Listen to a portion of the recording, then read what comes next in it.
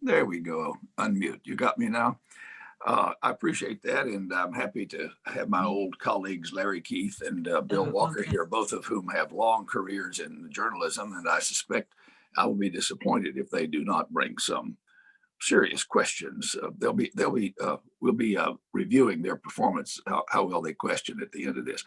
Fellow Rotarians, before we start, before I introduce Bill, I do want to say a word about, I think a word's in order regarding how today's program came to be and what we should expect. One of our objectives in the club's program is not to engage in discussions of politics, yet there are gray areas, such as when we have government officials speak. Of course, all of their topics require political decisions. We've also enjoyed great speakers by historians. And when we get into a gray area, when history moves from the story of those who are dead to those who are still in the arena, then we can't duck the fact that that touches on politics. So when program chair Nick Vaughn and I discussed last fall, I think as early as September, how good it would be to have Bill Leuchtenburg speak on election histories. We contacted Bill and discussed, we all agreed that it would be a good idea to wait till January so he could speak about the election in its historical context. And our idea was that everything would have settled down by then. Well, his planned topic today is the US presidency from Roosevelt to Biden. But no one could have predicted that we would be speaking in the wake of this week's activities when all kinds of history is being made in Georgia in both houses of Congress, and of course the attack on the Capitol Wednesday. So we should not miss this opportunity today, I think, for us to give Bill Leuchtenburg an opportunity to give us historical context on any of those topics. And I think as long as we're staying in the realm of history, we should all be very comfortable about this. We shouldn't let Bill get away without getting his historical context on this. So David McCulloch said that history is who we are, why we are, and the way we are. Well, I think there's probably no historian in American history who has also lived through and experienced so much of this more personally than Chapel Hill's own Dr. Bill Leuchtenburg. To save you time, I hope you've already seen his extraordinary biography in this week's newsletter, but I'll do a couple of bullet points. He's Keenan Professor Emeritus of History at the University of North Carolina. He has taught at Harvard, at New York University, and at Columbia University. He's been a visiting professor around the world at numerous institutions, including time on the faculty at Oxford University. He's written more than a dozen books, notably Franklin D. Roosevelt in the New Deal, I think, put him on the world map, which won both the Bancroft and Francis Parkman Prizes and also won the Arthur M. Schlesinger Jr. Award for historical writing of enduring public significance. When we say enduring public significance, we might say that would apply to our speaker just as well. Bill, I don't know how many of you know that Bill's also a key researcher for documentary filmmaker Ken Burns. And that they've been doing that for over 40 years. And Bill appeared on the Roosevelts. Several times he appears on camera in that. So Bill knows how to take history and teach it to the rest of us in real time. He wrote the presidential election analysis for NBC on election nights. He's covered presidential inaugurations for all the major networks. For Bill Clinton's first inaugural address in 1993, he was at the CBS anchor desk with Dan Rather and our own Charles Kuralt. Now, Bill is still at it. His most recent book is The American President from Teddy Roosevelt to Bill Clinton. And if you go over to his house, you can see that he's now got the sheets out there for another new book on earlier presidents, and maybe we'll have time to hear about that. He's been a generous and favorite speaker of the East Chapel Hill Rotary Club since he first got here 40 years ago. We got him here because of the National Humanities Center that brought him to UNC. And I do think he has already shown us early on that his best prize is his live-in editor, his spouse, Jean Ann. We may have a problem with Bill concentrating on the speech because he spends so much time thinking about Jean Ann. So although he's about to turn 99 in human years, I think he still thinks of Jean Ann the way he might if he were about 19 years old. So I also feel that I've won a great prize because he's a great friend. So, Will, I hope that you will open your microphones, maybe for just a moment. Click, click, click, get those microphones open. And if you will, fellow Rotarians, welcome Bill Leuchtenburg. And Bill, thank you for speaking today. Welcome. Welcome, Bill. Welcome. Welcome, Bill. We need to unmute Bill. Will, unmute Bill. There we go. Stand by. That's why he has Jean Ann. So I'm hitting unmute. We've got you. Perfect. And we've got you now. Okay. Thanks, Bill. Hi. Now it's muted again. I think it's muted again. Nope.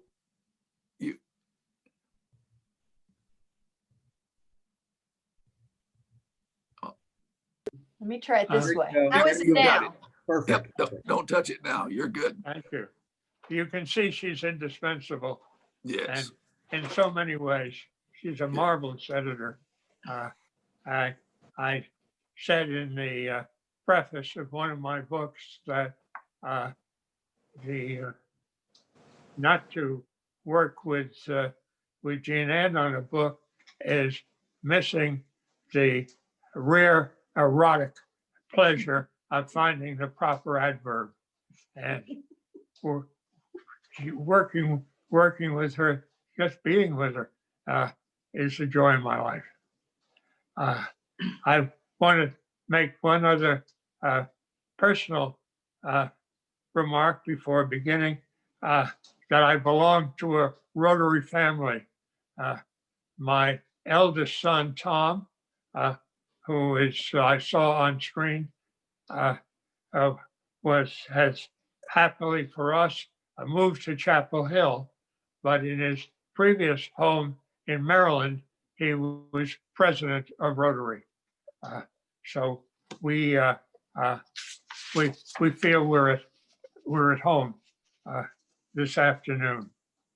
As Jim said, I'm going to be talking about the legacy of FDR in the age of Biden.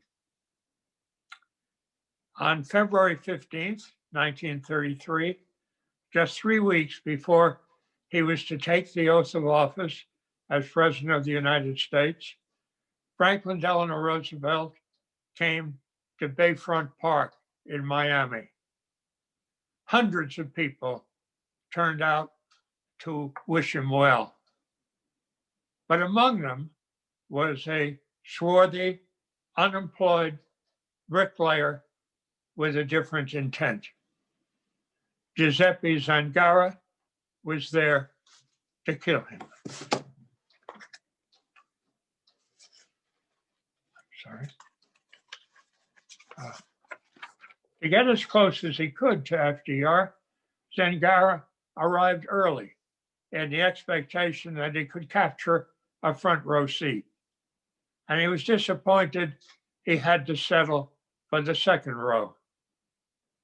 As he was a short man, he needed to stand up on a bench. And from that vantage, as Roosevelt came down from the bandstand, Zangara fired 5 times.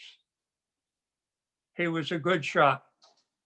All 5 bullets found human targets. One of them, the mayor of Chicago.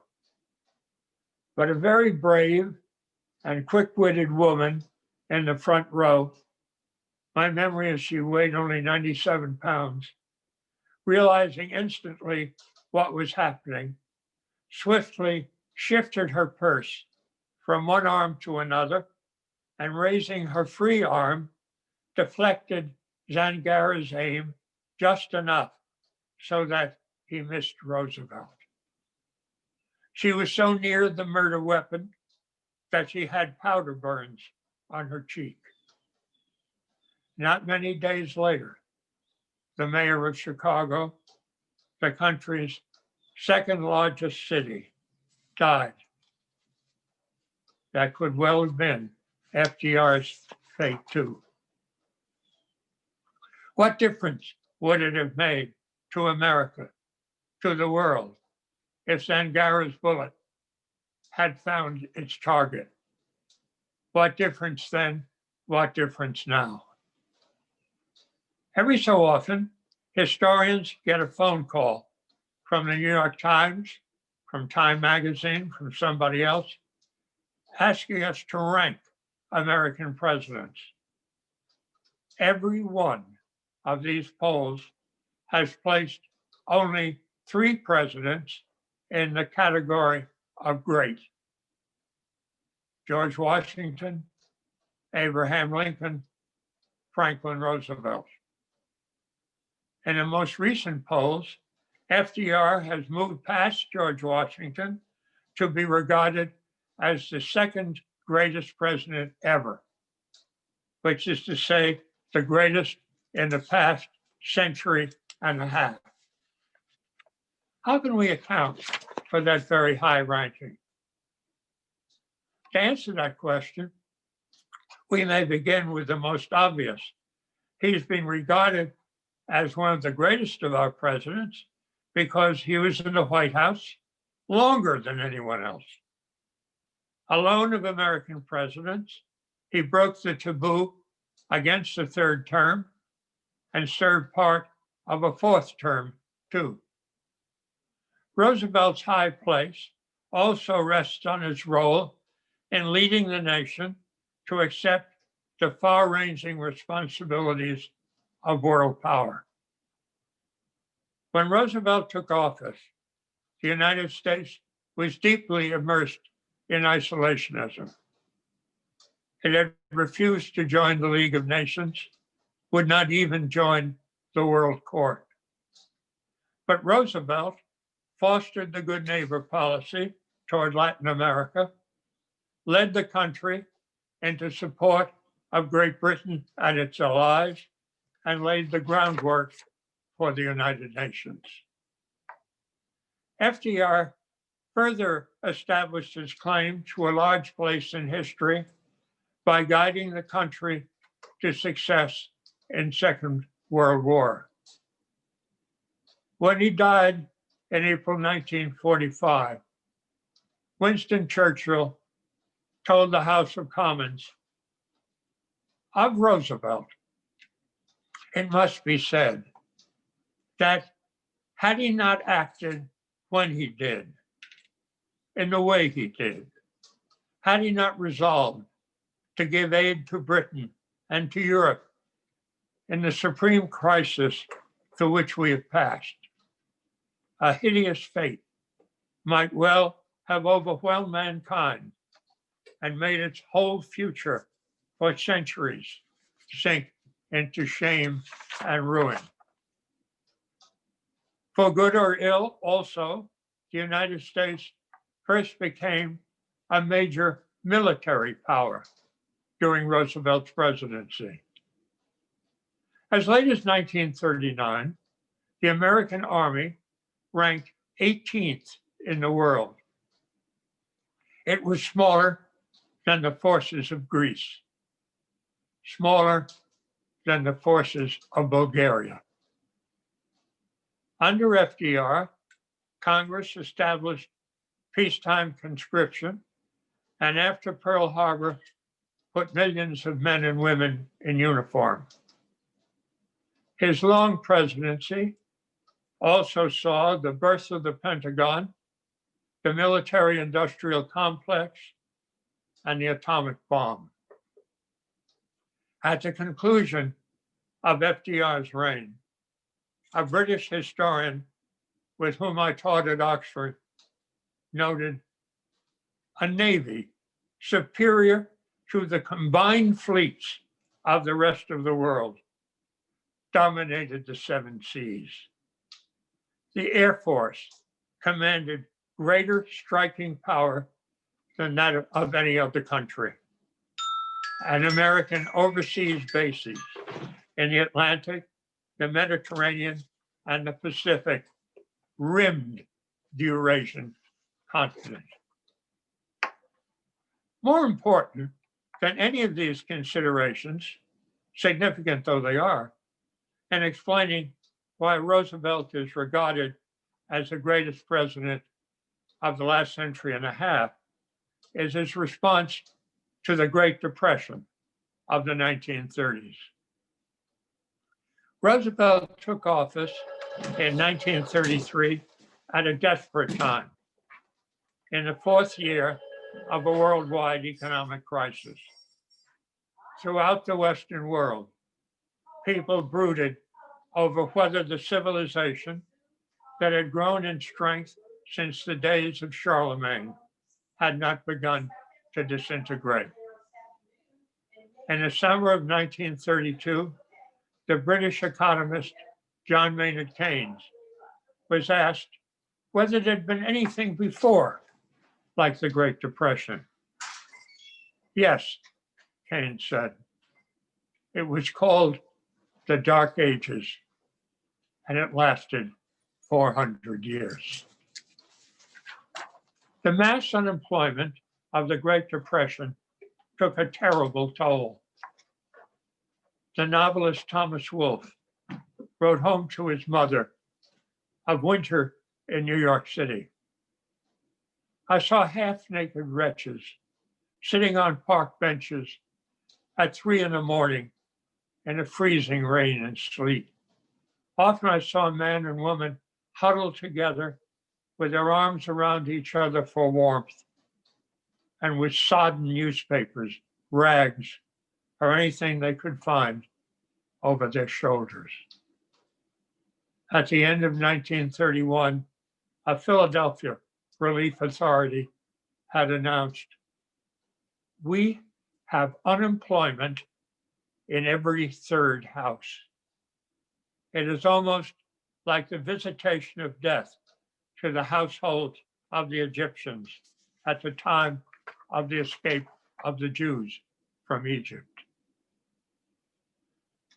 On the morning of March 4th, 1933, as the hour approaches for Franklin Delano Roosevelt to take the oath of office as 32nd President of the United States, brokers file into New York's stock exchange at Wall Street to start their day's work.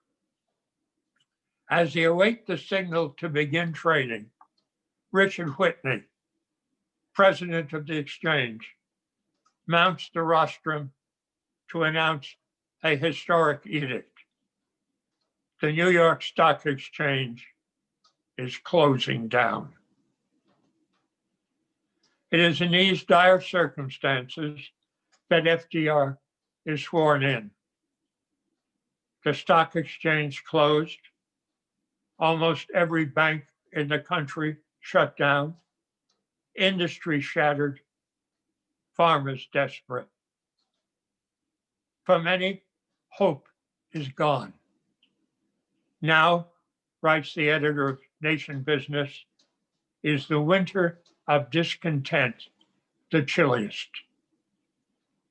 Fear, bordering on panic, loss of faith in everything, our fellow man, our institutions, worst of all, no faith in ourselves or the future. In his 1933 inaugural address, Roosevelt dealt directly with this anxiety by saying, "The only thing we have to fear is fear itself." The address, heard by millions of Americans on their radios, was electrifying. Before 1933, presidents received only a few thousand letters a week. FDR's inaugural address drew nearly 500,000. And to assure people that it was safe to put their savings back in banks, he gave an informal radio talk called a fireside chat that effectively ended the financial crisis. Soon after his inauguration, he summoned Congress into emergency session to drive through a program called the New Deal, much of it fostered by his advisors in the brain trust, most of them professors at Columbia University. In the first 100 days of 1933, he sends 15 messages up to the Hill and gets Congress to approve all 15. By far, the boldest legislative program the country has ever seen. In these 100 days, Roosevelt put through new banking legislation, established an ambitious industrial program, instituted a vast plan to subsidize farmers, took the country off the gold standard, sent hundreds of thousands of young men to work in the forests under the Civilian Conservation Corps, the CCC, created the Tennessee Valley Authority, and sponsored securities legislation that results in the creation of the SEC, the Securities and Exchange Commission. The French writer André Maurois later observed, "One cannot help calling to mind, as one writes the history of these 3 crowded months, the biblical account of the creation. The first day, the Brain Trust put an embargo on gold. The second day, it peopled the forests. The third day, it created 3.2 beer. And after 6 days, looking upon what it had made of America, it saw that it was good.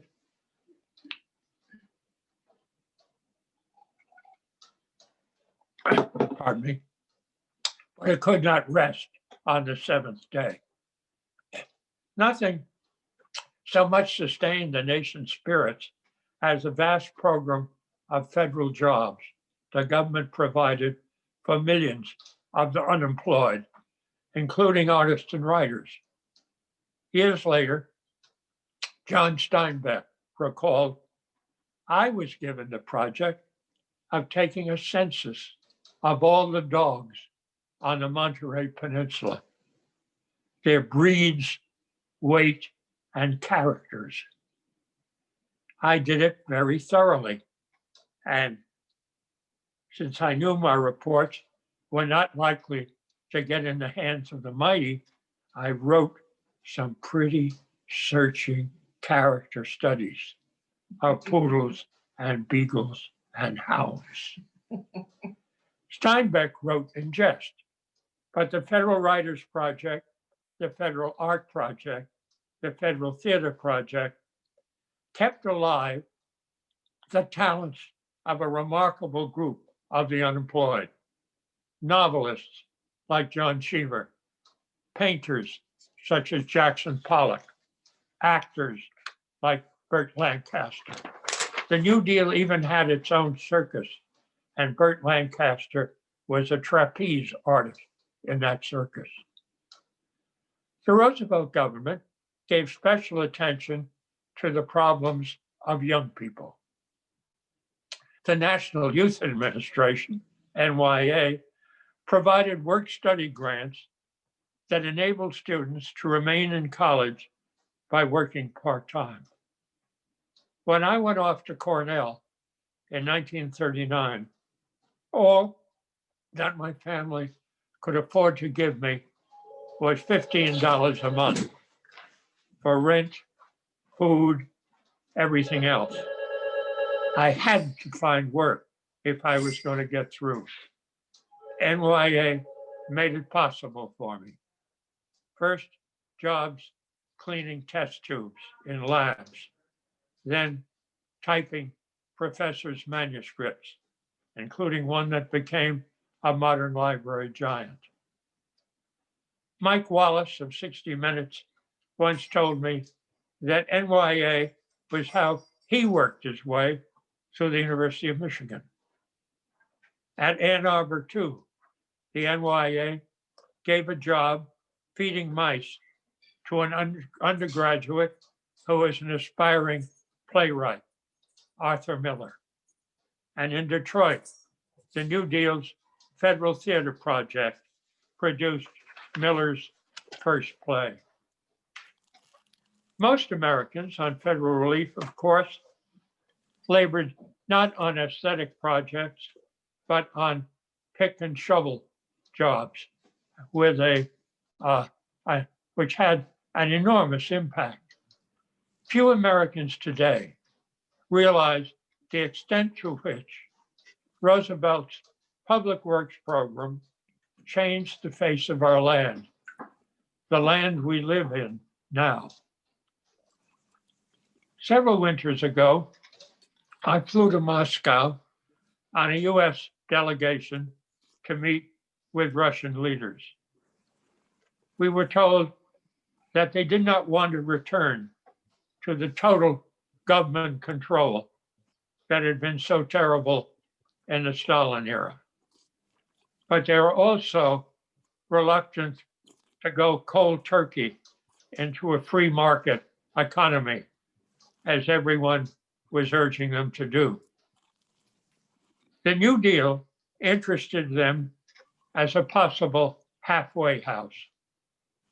We were asked to tell them what the American New Deal had done. When on the first day in Moscow, I walked into a hotel lobby, I was met by the organizer of the conference. I immediately sensed from the look on his face that something was terribly wrong. The keynote speaker, who was to open the gathering, he told me, had canceled. After a pause to let that unhappy news sink in, he went on, "You are going to have to be keynote speaker." I was stunned. I had no notes, no pertinent books with me. 2 years before, I had dedicated the first American history research center in Russia at Moscow State University, which I knew did have a small library of American books. But Moscow State was a considerable distance away, and there was no ready way for me to get there and back. It was snowing heavily. It never stopped snowing all the time we were there. To this day, I have frostbite on the toes of my right foot from walking across Red Square. Wow. Very Wow. cold. Wow. Moscow in December. When the Russians, including members of the Duma, the Russian parliament, assembled the next morning in a big conference hall, I decided I would take them on a figurative trip across the United States in order to convey the extent of the New Deal legacy. Drawing on a few words I had scribbled on the back of an envelope, I explained that if they were at LaGuardia Airport in New York City, crossed the Triborough Bridge into Manhattan, rode downtown on FDR Drive, and left the city through the Lincoln Tunnel, all four were New Deal projects.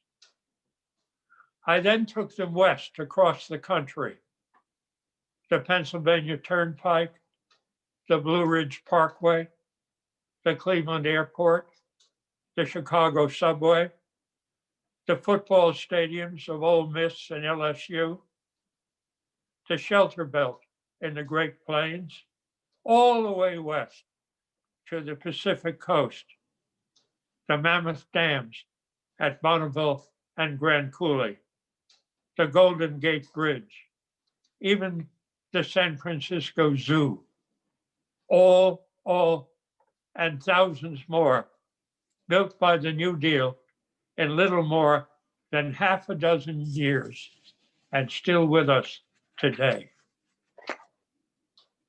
Roosevelt rested his legislative program on the assumption that government should actively seek social justice for all Americans, especially those most in need. In the 1936 campaign, he said, governments can err, presidents do make mistakes, but the immortal Dante tells us that divine justice weighs the sins of the cold-blooded and the sins of the warm-hearted on a different scale. Better the occasional faults of a government living in the spirit of charity than the consistent omissions of a government frozen in the ice of its own indifference. When the FDR Memorial was being created in Washington, the landscape architect designing it asked me to provide the quotations from Roosevelt for the walls. When I attended the opening and saw those words set in granite, one sentence of FDR's stood out from the rest. It's from the second inaugural address of 1937. The test of our progress is not whether we add more to the abundance of those who have much. It is whether we provide enough to those who have too little. As First Lady, Eleanor Roosevelt epitomized the impact that women could have on public affairs. No one knew where she would turn up next.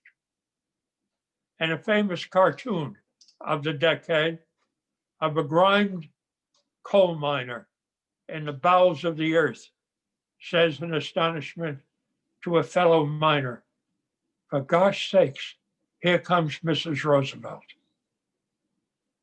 Admiral Byrd, it was said, always set 2 places for dinner at the South Pole in case Mrs. Roosevelt should drop in. She was renowned for her informality. When the King and Queen of Great Britain visited America, she served them hot dogs and beer. And when, during World War II, she traveled to Australia and New Zealand, she greeted her Maori guide by rubbing noses.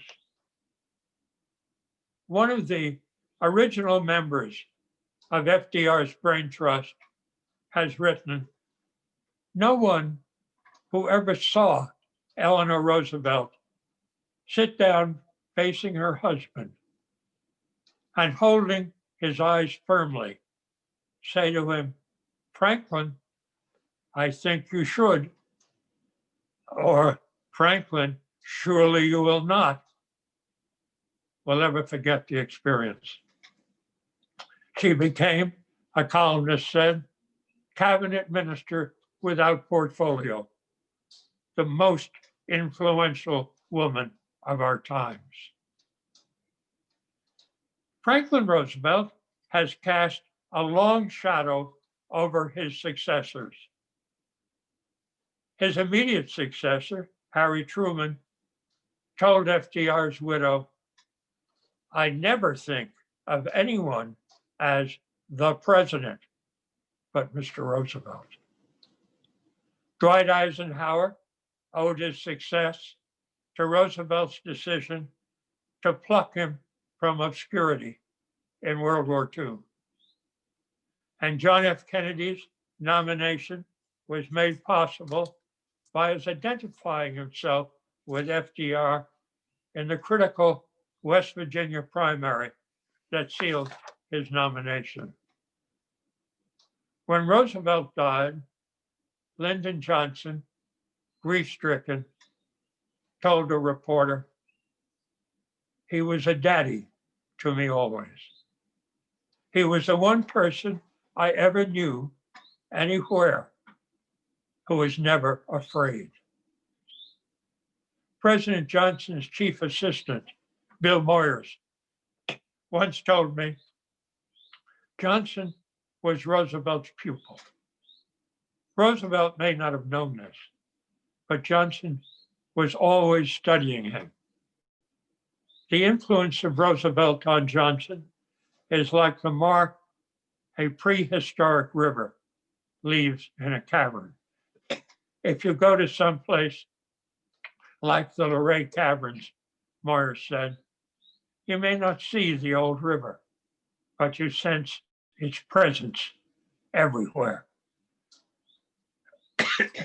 Even Richard Nixon borrowed from Roosevelt's experience with price controls. And when Jimmy Carter launched his presidential campaign in 1976, he chose Warm Springs, Georgia, home of FDR's Little White House. And when he addressed the country on the energy crisis, he deliberately adopted the format of a fireside chat. In 1933, I was, as Jim said earlier, at the CBS anchor desk with Dan Rather and Charles Carroll covering the inauguration of Bill Clinton. When I got an advance copy of that inaugural address, one aspect particularly struck me. That in his remarks, Clinton was going to quote only a single predecessor. Let us resolve, he declared, to make our government a place for what Franklin Roosevelt called bold, persistent experimentation. A government for our tomorrows, not our yesterdays. And in his book, The Audacity of Hope, Barack Obama wrote, FDR led the nation into a new social compact.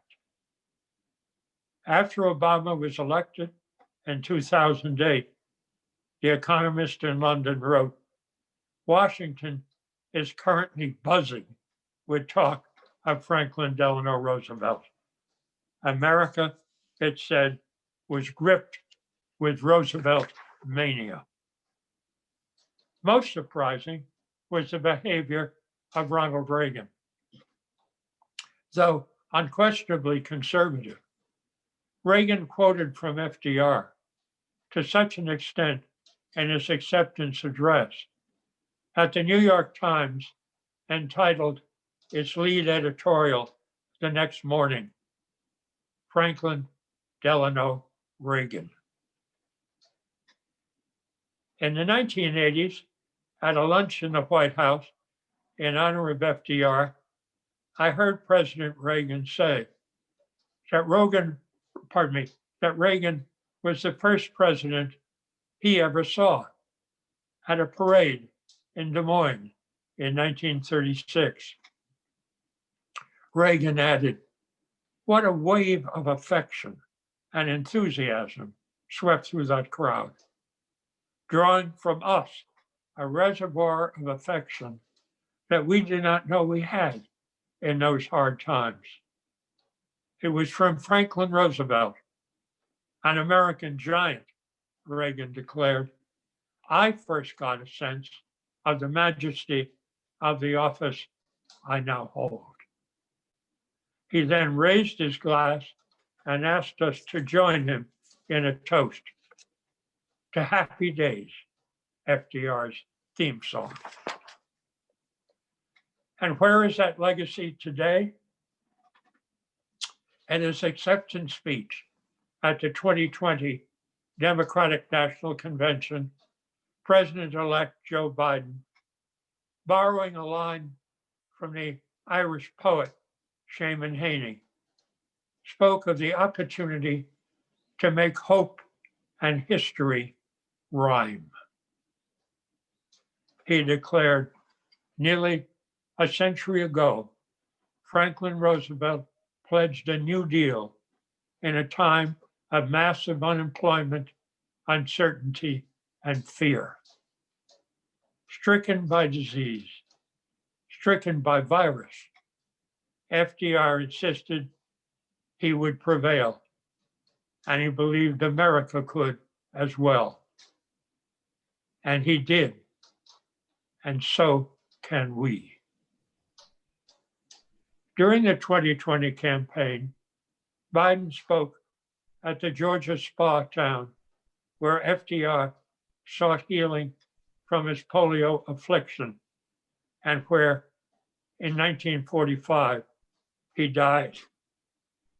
Biden said, "This place, Warm Springs, is a reminder that though broken, each of us can be healed. That as a people and a country, we can overcome a devastating virus, that we can heal a suffering world, that yes, we can restore our soul and save our country."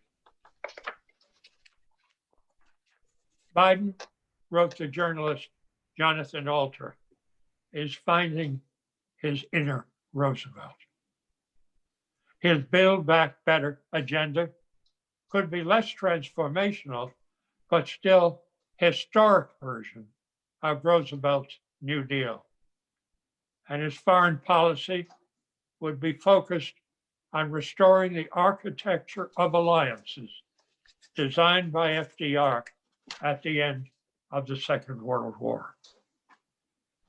The highly regarded historian Robert Dallek, who was one of my PhD students at Columbia, noted on Carolina Public Radio that FDR, in his 1933 inaugural address, maintained, "This nation is asking for action, and action now." Dallek added, "I think the same adage will be in the forefront of Joe Biden's mind." A writer in the Economic Times has asserted that Mr. Biden may take the oath of office facing a lattice of crises that make some other tough time inaugurations look enviable. A health crisis, an economic crisis, a racial justice crisis, a climate crisis, a crisis of representative democracy. But the foremost Democrat in the US Senate, Chuck Schumer, told the writer of Economic Times that he envisions a first 100 days filled with a raft of measures on the virus and economic relief, mixed in with policies that address inequality, climate change, student debt, immigration, and more.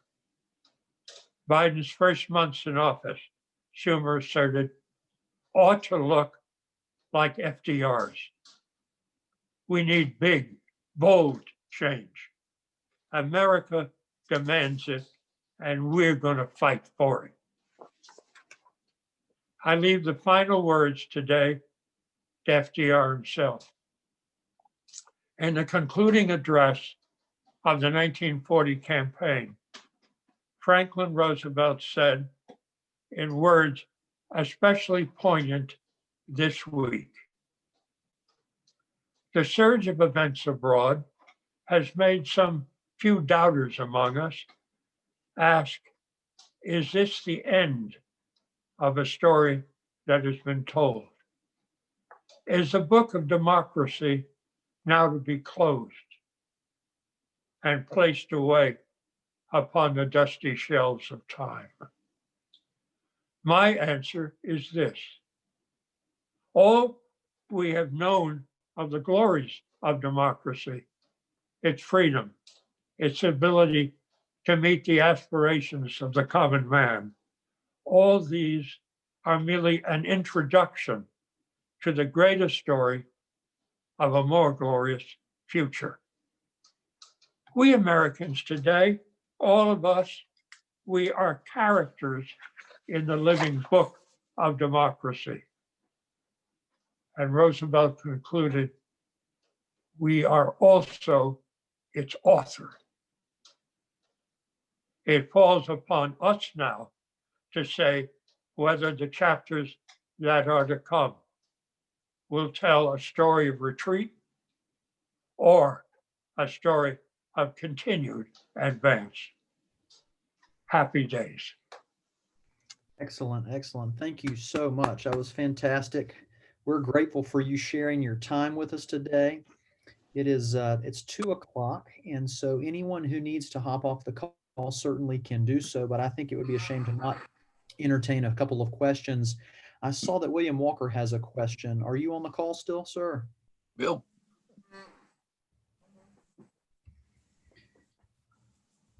Well, I can find it. Hang on just a second.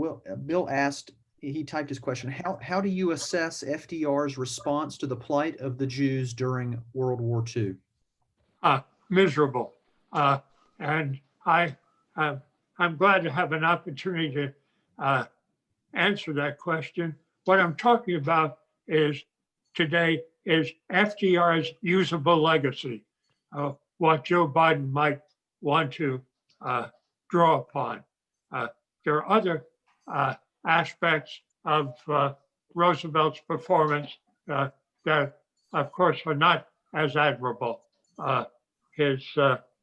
Whenever I've been asked what more, given the difficult circumstances, Roosevelt might have done to help Jews, my answer is always more. He tolerated anti-Semitic figures in the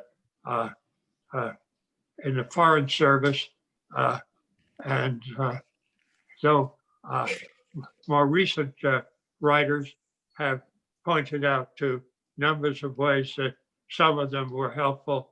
It was nowhere good enough, nowhere.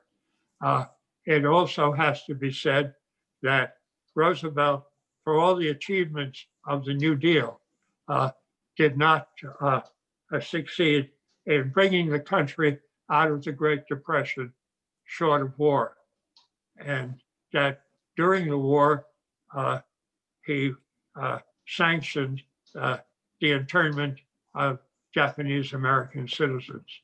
So the record is far from being unblemished, but there is a legacy for good that other presidents have been able to draw upon, and that I anticipate that starting with his inauguration, Joe Biden will this year and in the years to come.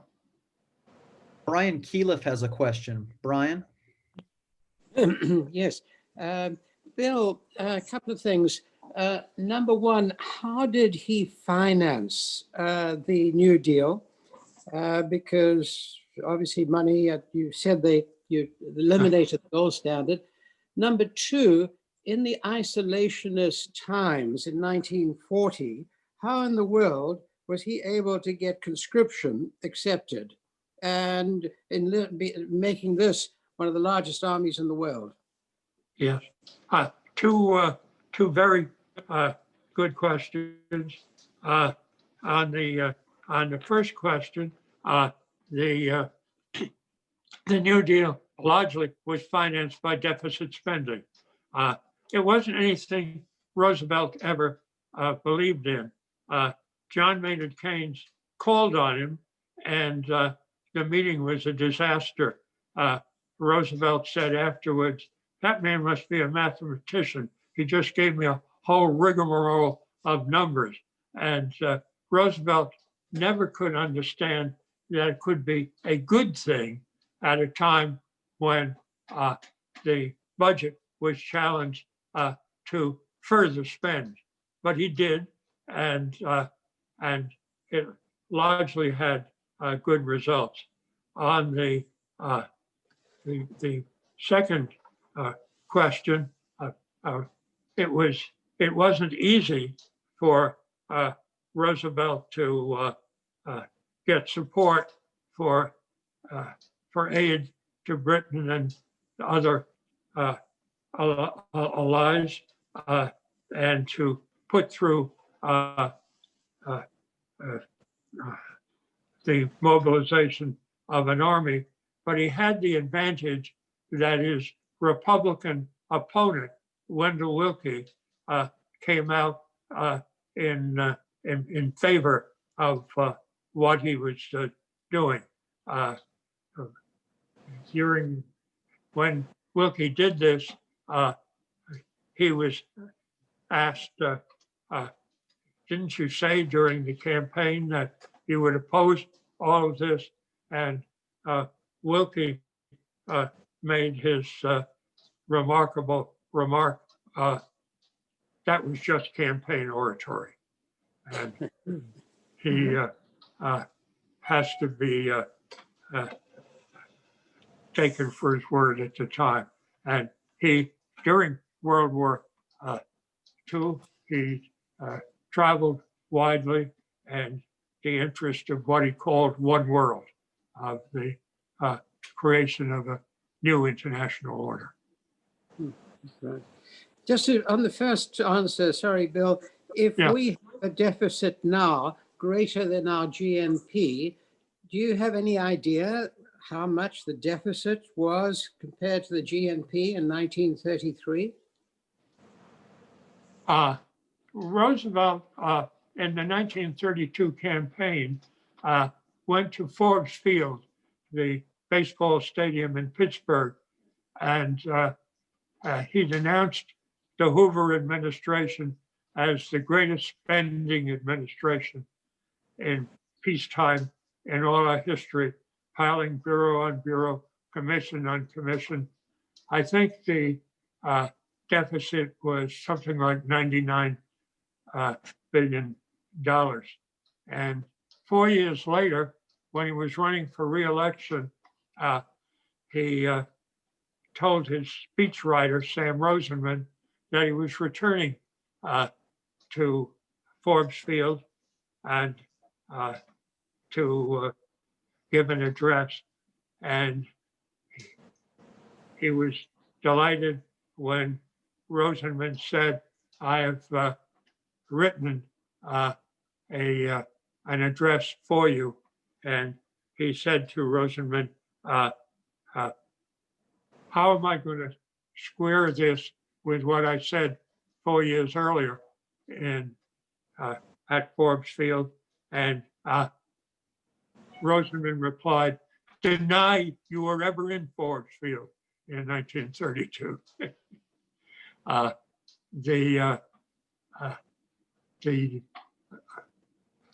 The figures that were run up by the government in World War II quickly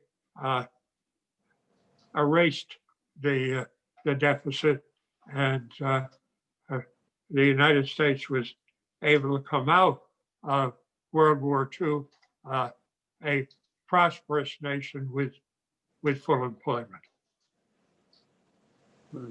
Interesting. We're going to close with one last question from Larry Keith. Larry, are you still on the call? Oh. Larry asks, I see in his chat, he asks, would it be appropriate for Biden to initiate a works progress type of initiative? Yes.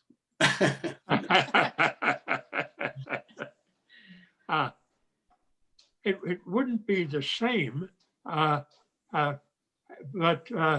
in many ways, one can anticipate that he will adopt a works program. There